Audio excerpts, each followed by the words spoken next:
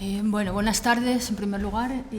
Quiero agradecer a Pablo y al Concello por la transición justa que nos haya invitado a participar en este acto y a explicar un poco las ideas que nosotros tenemos respecto al río, ¿no? Lo que entendemos desde Ecologistes Nación por vivir de cara al río.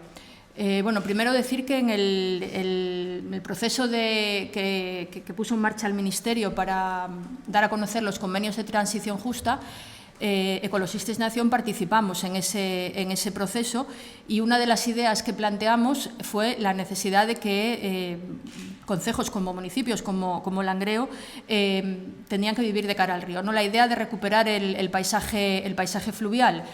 ¿Y por qué? Bueno, una gran parte de los municipios que forman el ámbito geográfico de estos convenios en Asturias están alineados en torno a un río, ya sea el Nalón, el Caudal, el Ayer. Y a pesar de eso, se puede decir que estos municipios han estado viviendo durante mucho tiempo de espaldas al río, ¿no? Primero, bueno, cuando estaba la minería en sus inicios, el río era para lavar el carbón, el río bajaba negro, no era un lugar que fuera especialmente atractivo, ¿no? Luego eso se recuperó, el río ya bajaba limpio, pero entonces lo empezaron a encorsetar entre las vías de ferrocarril, autovías, las térmicas, las fábricas y demás, de tal manera que realmente las zonas urbanas de las cuencas mineras vivían de espaldas al río. De hecho, ahora cuando llegamos, Paco, que está otro compañero de ecologistas, y yo estuvimos dando una vuelta intentando acercarnos a ver el río, y es que realmente es que es casi imposible acceder andando desde aquí, ¿no? Entonces, bueno, ¿por qué planteamos esto de, cuando decíamos recuperar el paisaje fluvial y vivir de cara al río, por qué lo decíamos? Bueno, puede haber fundamentalmente dos razones.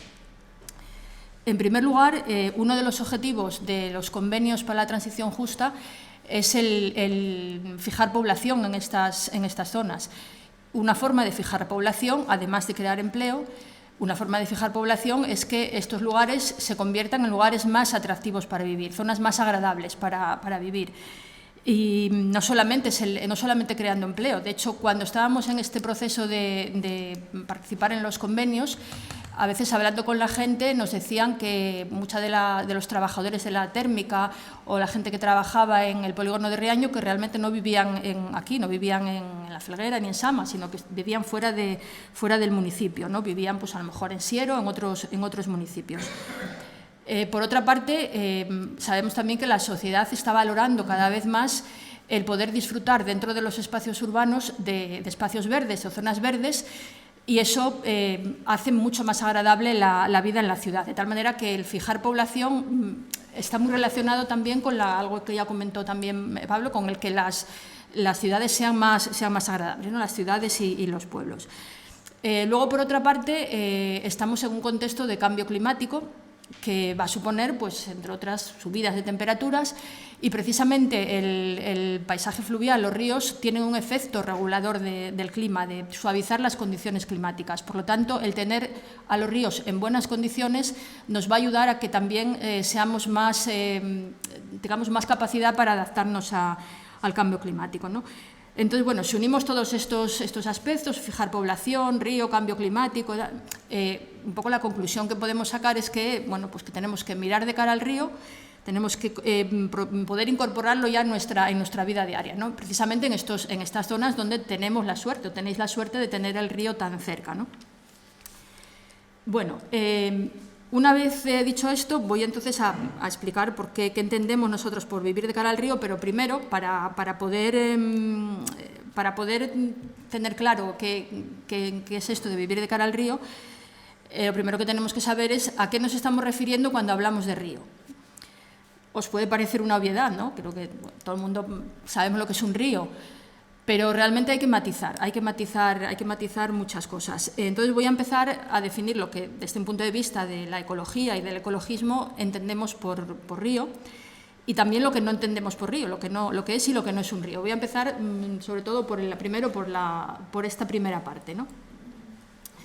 Que no es un río. Bueno, lo primero hay que desmontar una serie de mitos que hay en torno a los ríos, lo que algún autor llamó hidromitos, ¿no? Hidromitos son concepciones erróneas sobre el funcionamiento del agua en la naturaleza. Y uno de los primeros mitos pues, es la propia definición de río. Seguramente que la mayoría de la gente que estamos aquí, cuando estudiábamos en la EGB, nos decían, incluso bueno, la definición que aparece en el diccionario de la Real Academia es una definición que realmente desde el punto de vista de la ecología no es correcta. Nos dicen que un río se define como una corriente continua de agua. Pues realmente no, un río no es una corriente continua de agua, ¿no? Y ahora voy a tratar de explicar por qué. No es una corriente continua de agua porque hay ríos que se secan en determinados tramos y en determinadas épocas del año, los ríos se secan y siguen siendo ríos. Eso lo refleja muy bien el Roto en esta viñeta, ¿no? Donde dice, bueno, pues cuando construían el cauce estaba seco, pero un día llovió y ¿quién podía prevenirlo? Bueno, pues esto es algo que es habitual, muy habitual en el Mediterráneo. Construcciones en las zonas, en las ramblas, en las zonas de barrancos, que durante mucho tiempo no hay agua, pero un día llueve y efectivamente ese es un cauce, es un río, y eso pues dio lugar a muchos desastres, incluso con vidas humanas, ¿no? Entonces, lo primero que tenemos que tener en cuenta es que un río no es una corriente continua de agua. El río es río cuando lleva agua y es río cuando no lleva agua. Igual que tampoco es una fábrica de peces. O sea, un río tiene peces, puede tener truchas en determinados tramos y en otros no. Y no es especialmente bueno que donde no tiene que haber truchas las haya, ¿no? Es decir, que hay que tener en cuenta estas cuestiones. Otro hidromito es el de limpiar los ríos y limpiar los cauces. Seguramente que en muchas ocasiones habéis oído eso de que, bueno, es que tenemos que limpiar los cauces porque hay mucha vegetación, hay muchas rocas, es necesario limpiarlo. Pues eso tampoco es correcto. Es decir, los ríos son el cauce, pero son todo lo que lleva el cauce. Es decir, que los ríos... Los ríos tienen agua, pero tienen también sedimentos, tienen vegetación, tienen troncos de árbol, o sea, madera muerta, y esa parte también es el río. O sea, que el río es todo eso, y no es basura. O sea, los ríos hay que limpiarlos de bolsas de plástico y demás, pero los sedimentos, la vegetación y demás, eso sigue siendo el río, ¿no?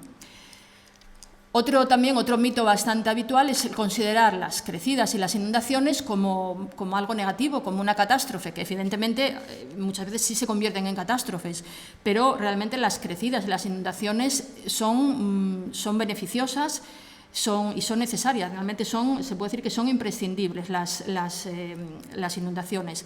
El problema es que hemos invadido el espacio del río y entonces lo que está ocurriendo es que las inundaciones, que es algo bueno, que es algo natural, que es algo que tiene que ocurrir, pues las hemos convertido en desastres. Y entonces, para evitar las inundaciones, se plantea una serie de actuaciones. Por ejemplo, pues el dragar los ríos, ¿no? El dragar los ríos para tratar de conseguir más sección, cuando realmente eso no es, aparte de que no sirve para nada, porque cuando dragas un río en la siguiente crecida vuelve a rellenar, con lo cual es algo que no sirve para nada. Y si dragamos un río de manera que pudiera realmente evitar la inundación, pues nos cargaríamos totalmente al río, ¿no? Entonces, el río no hay que dragarlo, los ríos hay que darles espacio, hay que dejarles que ocupen la llanura de inundación, que por eso es llanura de inundación. Y otro aspecto también es la erosión. Muchas veces decimos, es que claro, nos están comiendo, el río come las márgenes, entonces nos quita espacio. No, es que eso es espacio del río. Entonces la erosión es buena, es necesaria, porque es la que también contribuye a generar sedimentos que luego llegan a la desembocadura y contribuyen, pues, entre otras cosas, a aportar arena a las playas, ¿no? Bueno, esto, por ejemplo, que vemos aquí, esto no son ríos. Esto realmente fueron ríos en su momento, pero ahora son canales, realmente. No tienen nada de río porque están totalmente canalizados, no tienen conexión con su llanura de inundación. Y bueno, es un poco lo que el Roto también dice, ¿no? Un río progresado, es la idea que durante mucho tiempo se tenía de progreso, ¿no? Pues construir y artificializar la naturaleza, ¿no? Bueno, otro mito, aquí tenemos la ría de Villaviciosa, que llega al mar, y otro mito de los que más habituales, que todavía incluso estos días lo estamos escuchando, es eso de que el agua se pierde en el mar. El agua no se pierde en el mar, el agua tiene que llegar, los ríos tienen que llegar al mar, porque si no llegaran al mar, pues entre otras cosas, pues no tendríamos la playa de Rodiles como la tenemos ahora, no tendríamos, por ejemplo, el delta del Ebro. Y precisamente hablando del delta del Ebro, Uno de los problemas que tiene el delta del Ebro está subsidiendo, el mar le está comiendo terreno, precisamente porque el Ebro es un río muy embalsado, de tal manera que los sedimentos no llegan al delta, con lo cual pues, el delta va retrocediendo y está quitando un delta que era una zona muy fértil, pues está perdiendo terreno respecto al mar, ¿no? Es decir, que el agua, los ríos tienen que llegar al mar. Bueno, entonces, algunos de los mitos que creo que hay contra los que hay que luchar y hay que rebatir. Entonces, vamos a ver, ¿qué es un río? Bueno, pues un río, desde un punto de vista de lo que es la ecología, de la ciencia, pues nos dice que, resumidamente, un río es una forma de relieve y un sistema de transporte. Y tiene la característica de que es un medio que es muy cambiante en el espacio y en el tiempo. Es decir, cuando antes también hablábamos de una corriente continua, pues no, porque pues muchas veces cambia el cauce, cambia el caudal, cambia la morfología del río, ¿no? Es una característica del río, su dinámica, la dinámica que tiene y que va cambiando continuamente. Por otro lado, ¿para qué sirve el río? Bueno, los ríos sirven fundamentalmente, la función de los ríos es el transporte. ¿Y qué transportan? Pues transportan agua, pero no solamente agua, transportan sedimentos, transportan seres vivos, transportan nutrientes, muy importante, y este transporte va fundamentalmente de los continentes hasta el océano. Y cuando el río trabaja y cuando el río va transportando, pues además ejerce una función de conectividad, es decir, que va conectando desde la zona de montaña con las zonas con el mar. Y este transporte además lo hace con una energía, de una forma energéticamente eficiente, de tal manera que cuando el río no tiene energía sedimenta y cuando tiene más energía erosiona. Y en ese trabajo es como va conformando su cauce, va conformando todo lo que es el paisaje fluvial, ¿no? Y luego, por último, ¿cómo trabaja el río? Pues el río trabaja fundamentalmente con lo que antes veíamos que desde ese punto de vista humano es un problema, pues el río trabaja con las crecidas. Fundamentalmente el trabajo mayoritario del río lo hace durante las crecidas. Entonces, bueno, esto así muy resumidamente, veis que hemos hablado de muchas cosas, ¿no? Al hablar de río, una de las cuestiones que yo creo que se puede concluir es que es algo muy complejo, que tiene se puede analizar desde muchos puntos de vista, por lo que normalmente en la ciencia, en la ecología, lo que se tiende a hablar más que de río, se tiende a hablar de ecosistema fluvial, que es además un ecosistema muy diverso, con mucho valor ambiental, y ahora mismo, como antes os comentaba, desde el punto de vista del cambio climático, los ríos tienen que jugar o van a jugar un papel muy importante. Los ríos cuando están en buenas condiciones, es decir, cuando no son canales. Por eso, cada vez más se tiende, sobre todo en las ciudades, en los tramos urbanos de los ríos, a renaturalizar los ríos, ¿no? Porque van a jugar o deberían de jugar un papel importante como reguladores del clima y para suavizar los efectos y amortiguar los efectos del cambio climático, ¿no? Especialmente la subida de temperaturas. Entonces, bueno, hablando un poco cuando hablamos de la dinámica, ¿a qué nos referimos también, ¿no? Un ejemplo de la dinámica, bueno, esta imagen que pongo aquí no es un río asturiano, es el río Aragón. Es una imagen, es un trabajo de un profesor de la Universidad de Zaragoza, Alfredo Ollero, que es una de las personas que más sabe de ríos en España. Él ha trabajado en la cuenca del Ebro y en esta imagen pues refleja muy bien lo que es esa dinámica del río, ¿no? Estos son el diferente trazado del cauce desde el año 46 al año 2003. En el año 46 el cauce iba por el trazo de color naranja, y en el año 2003 el trazo de color rojo, ¿no? Es decir, y entre ellos todas estas dos líneas amarillas que se ven en los extremos es lo que se llama el espacio de movilidad fluvial.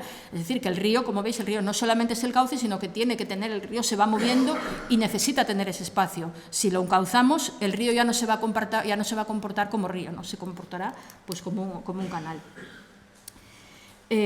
Y aquí, precisamente, hablando de la dinámica del río, tenemos muy cerca de aquí, en Olloniego, tenemos un ejemplo de esa movilidad, ¿no? Tenemos aquí el meandro del río y aquí donde pongo aquí este recuadro, ¿qué es lo que tenemos? Tenemos el puente abandonado de Olloniego.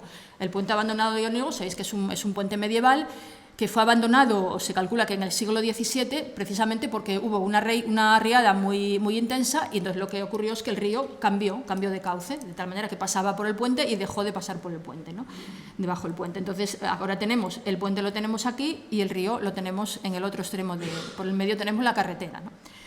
Es decir, que es un ejemplo sencillo, pero es un ejemplo de la dinámica. Precisamente este punto está considerado como lugar de interés geológico porque tiene la peculiaridad de que esta dinámica de los ríos y este cambio de cauce es muy característico sobre todo de ríos que están en valles muy anchos. En valles más estrechos, como es el Valle del Nalón, es algo menos frecuente, por lo tanto esto desde el punto de vista geológico tiene especial interés, ¿no?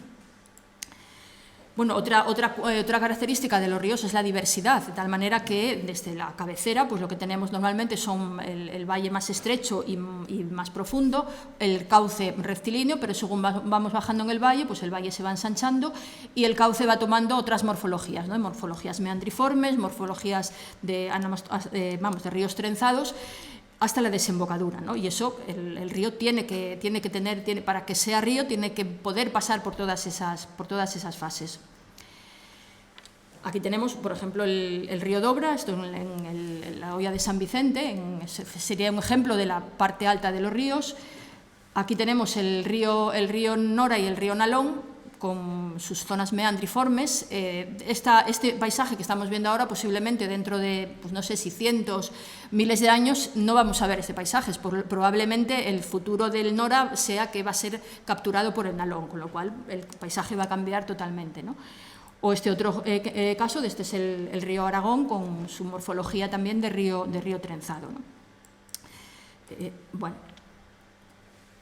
Otro aspecto que es importante de los ríos es la conectividad. Antes decíamos que cuando el río trabaja va conectando las montañas con las laderas y cuando hablamos de esa conectividad no solamente hablamos de cuando hablamos de la montaña con los océanos, ese transporte que se produce en la dimensión longitudinal, no solamente tenemos que tener en cuenta esta dimensión longitudinal, el río tiene, además de esa dimensión longitudinal, tiene una dimensión transversal que hace referencia a la conectividad del cauce con la llanura de inundación, es decir, que el río no solamente es el cauce, es su llanura de inundación con todo lo que tiene la llanura, pues muchas veces meandros abandonados, brazos que se ocupan temporalmente, en otros periodos están secos, y hay un intercambio de nutrientes entre la llanura de inundación y el cauce. Y también tiene una dimensión vertical, es decir, lo que hay bajo el agua, el río, como antes decía, el río no solamente es agua, sino lo que hay debajo del agua. Y debajo del agua tenemos sedimentos, tenemos materia vegetal, tenemos organismos vivos y tenemos además los acuíferos que están conectados con el río y que en unas ocasiones el acuífero aporta agua al río. Por eso, muchas veces, cuando periodos en los que no hay periodos largos sin lluvia, los ríos siguen llevando agua. ¿Por qué siguen llevando agua los ríos? Bueno, porque se lo está aportando los acuíferos. Pero en otros momentos es el río el que aporta agua al acuífero aluvial, ¿no? Y esa conexión tiene que mantenerse. Cuando canalizamos un río, le ponemos escolleras y le ponemos hormigón en las laterales, no se pierde la conectividad con la llanura de inundación, y si encima le ponemos una solera de hormigón en el cauce, pues la conectividad con lo que es ese medio que hay bajo el agua, lo que se llama el medio hiporreico, se pierde totalmente, ¿no? Y ya por último, volver un poco sobre el tema de las crecidas y las inundaciones. Antes decíamos que las crecidas eran beneficiosas y eran muy necesarias. Bueno, las crecidas, como antes dije, realmente el río trabaja con las crecidas, son el motor de la dinámica fluvial y lo que se dice son las arquitectas del cauce. Y son buenas, ¿por qué? Porque limpian el cauce. Cuando hay una inundación, cuando hay una crecida, el cauce se remueve en toda su profundidad y eso contribuye pues, a eliminar especies que diluyen los contaminantes y eliminan especies muertas que ya que perjudicarían al cauce de seguir mucho tiempo ahí, perjudicarían al río, y con eso, con la inundación, lo que hace es limpiar, ¿no? Actúan como controladoras de la población de seres vivos y eliminan invasoras, por ejemplo, eliminan especies invasoras tanto vegetales como animales. Por ejemplo, en el Ebro, una especie que hace bastante daño es la mosca negra. Pues cuando hay inundaciones, precisamente uno de los beneficios de las inundaciones, cuando el Ebro, sabéis además en el Ebro precisamente nos lo suelen transmitir siempre por televisión, ¿no? El Ebro sobre todo cuando va a llegar a Zaragoza, la crecida y demás, y que muchas veces nos lo transmiten como algo muy negativo, pues realmente, por ejemplo, para evitar la mosca negra y para reducir la plaga, precisamente las inundaciones son muy positivas. Las inundaciones también, cuando hay inundaciones, contribuyen al intercambio de nutrientes entre la llanura y el cauce. De hecho, por eso las llanuras de inundación son las zonas más fértiles, son las zonas donde habitualmente se cultivaba, ¿no? Ahora, pues, muchas veces las hemos llenado de polígonos industriales que se podrían haber construido en cualquier otra zona, pero no, se construyen en la llanura de inundación del río, ¿no? Contribuyen, como ya dije antes, a recargar el acuífero aluvial, distribuyen y clasifican los sedimentos y la madera muerta y todos los restos orgánicos, y eso contribuye a generar nuevos hábitats que luego son beneficiosos para la pesca, por ejemplo, ¿no? Aumentan las poblaciones piscícolas como consecuencia de todo lo que he comentado anteriormente y proporcionan arena a las playas. Como antes decía, el río tiene que llegar a la costa, tiene que llegar al mar, porque es uno de los medios de que se vayan construyendo las playas, ¿no? Y luego, pues ya como aspecto importante que viene más a cuento en el día de hoy, es que contribuyen a renaturalizar los tramos fluviales que han sido muy impactados por la actividad humana. Cuando se renaturaliza un río, una de los beneficios es que se recupera parte de su llanura de inundación y, por lo tanto, cuando el río se inunda, pues ayuda a esa renaturalización, ¿no? Bueno, entonces, vamos ahora, sabiendo lo que es un río, lo que entendemos, ¿no? desde el ecologismo y desde la ecología, desde la ciencia y desde el activismo ecologista, lo que es un río, pues voy a tratar de explicar qué significa vivir de cara al río, porque, bueno, si preguntáramos, pues no sé, aquí mismo en Langreo, a diferentes grupos de gente y a diferentes sectores el que entienden por vivir de cara al río, seguramente que nos dirían respuestas muy diferentes, ¿no? Entonces, bueno, yo voy a transmitir la idea que tenemos desde el movimiento ecologista, ¿no? Lo que significa para nosotros vivir de cara al río. Y lo voy a sintetizar simplemente con esta frase: disfrutar de él como río teniendo en cuenta todo lo que he explicado anteriormente, todo lo que entendemos como río, todo lo que se considera desde la ciencia de lo que es un río, ¿no? Entonces, a partir de ahí, lo que tenemos que hacer en primer lugar es recuperar los valores ambientales, y para recuperar los valores ambientales una primera parte es que el agua de los ríos esté en buenas condiciones, tengan buena calidad química, química y biológica, pero el río no solamente es agua. Decíamos que el río es agua, es sedimentos, es materia viva. Por lo tanto, se trata de recuperar los valores ambientales, que el agua esté en buen estado, pero también los otros componentes que forman parte del río. El río tiene que tener vegetación, tiene que tener fauna, tiene que tener sedimentos y además la morfología. Es decir, que uno precisamente de los problemas que tenemos los ríos es las alteraciones hidromorfológicas, los encauzamientos, la falta de llanura de inundación. Es decir, que todo eso es lo primero que habría que hacer para comenzar a disfrutar de los ríos, ¿no? Como son. ¿Y cómo hacemos esto? Bueno, pues esto puede ser la pregunta del millón, pero bueno, lo primero que tendríamos que hacer es planteando intervenciones que sean compatibles con los dos aspectos que hemos hablado. Primero, incrementar el valor ecológico y paisajístico del río, es decir, recuperar sus valores ambientales, pero también teniendo en cuenta de dónde venimos o dónde estamos. Estamos en un contexto urbanizado. Entonces, es evidente que en un contexto urbanizado no vamos a poder alcanzar un río totalmente natural, es decir, no vamos a poder recuperar todos, al 100% los valores naturales del río, pero sí que vamos a poder recuperar bastante. Y sobre todo, bueno, en zonas como es el Nalón, que pues estamos en un contexto rural-urbano realmente, ¿no? Entonces, aquí las alteraciones no tienen nada que ver, por ejemplo, con las alteraciones que tenían ríos como el Manzanares en Madrid, que luego hablaré de él, ¿no? Aquí sería bastante más sencillo el poder recuperar estos valores, ¿no? ¿Y cómo lo haríamos? Bueno, pues lo primero es dar libertad al río. Y dar libertad al río implica incrementar la permeabilidad. Antes hablamos de las tres dimensiones, ¿no? La longitudinal, vertical y transversal. Entonces, el dar libertad al río implica esto, implica incrementar la permeabilidad longitudinal y vertical y dar más espacio al río. O sea, serían los dos aspectos. La libertad también es darle más espacio. Y darle más espacio implica incrementar la permeabilidad transversal, es decir, recuperar la llanura de inundación. Y para esto, pues, en primer lugar, tendríamos que eliminar todas las compuertas, todas las represas, los azudes, las soleras que hay en el lecho del río y cualquier otro elemento artificial que interrumpa el flujo natural del río.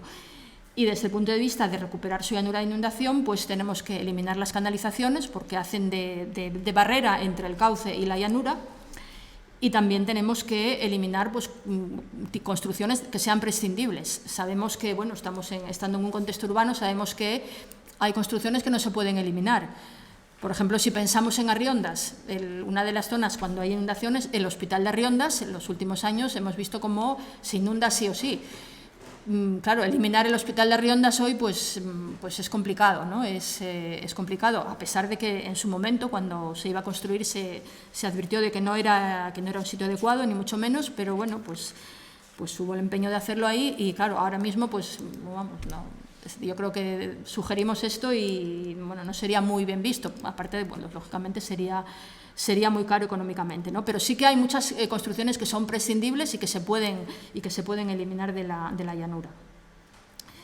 Por ejemplo, aquí tenemos en Lada, en la central térmica, pues tenemos el azuz, que vemos aquí, el canal. Este sería una de las cuestiones que hay que eliminar, sí o sí, ¿no? Es decir, aquí afortunadamente la Confederación Hidrográfica del Cantábrico apoya la idea y de hecho pues ya creo que está aprobado el proyecto de... no sé todavía si hay un proyecto concreto, pero sí que está aprobado el eliminar este azuz, ¿no? Esta barrera que hay en el río.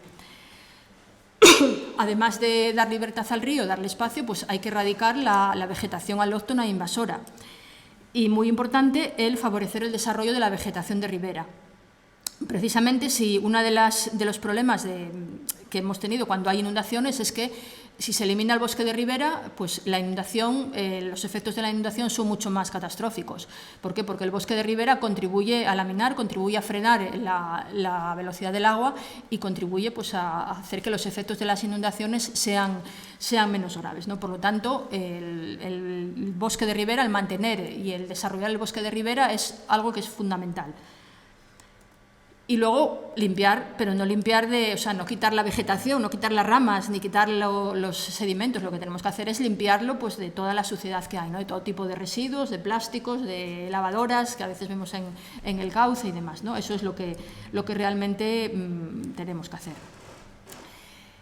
Y todo esto, cuando hablamos de hacer todas estas actuaciones, me parece que es fundamental que haya, a la hora de definir los proyectos concretos, yo aquí no hablo de proyectos concretos, creo que los elementos concretos los proyectos que se tengan que desarrollar tienen que ir ligados a la participación de la gente, la participación ciudadana.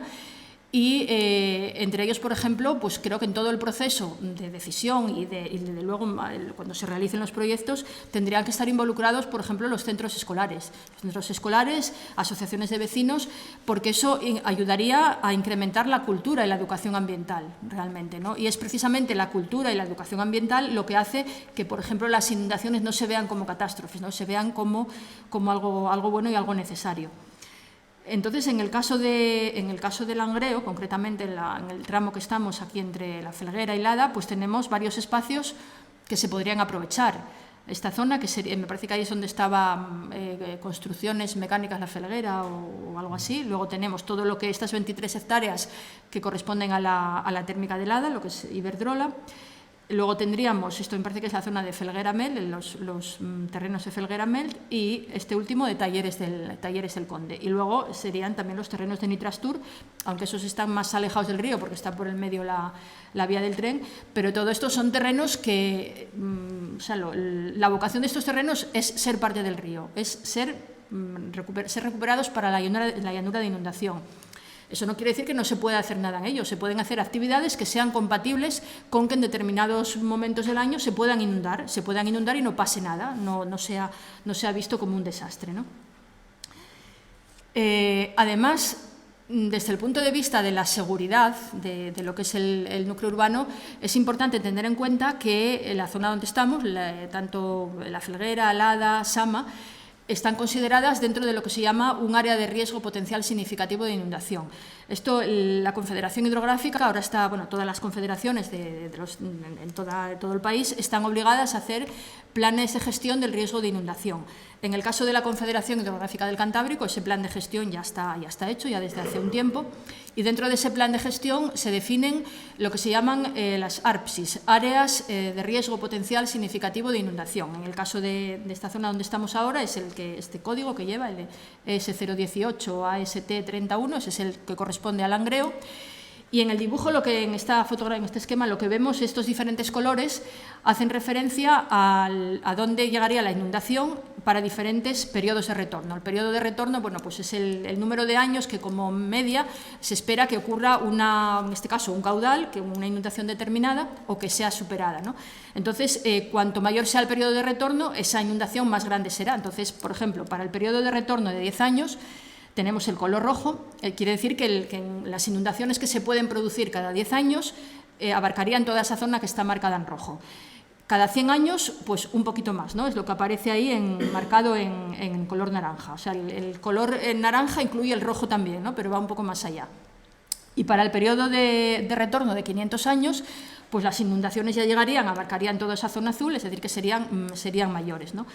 Entonces, además de estos mapas, en el estudio, en estos planes de gestión, pues se establece lo que se llama una clasificación en función del riesgo y de la peligrosidad. Bueno, la diferencia entre riesgo y peligrosidad, la peligrosidad es la probabilidad de que ocurra una inundación en un determinado momento y en un determinado lugar.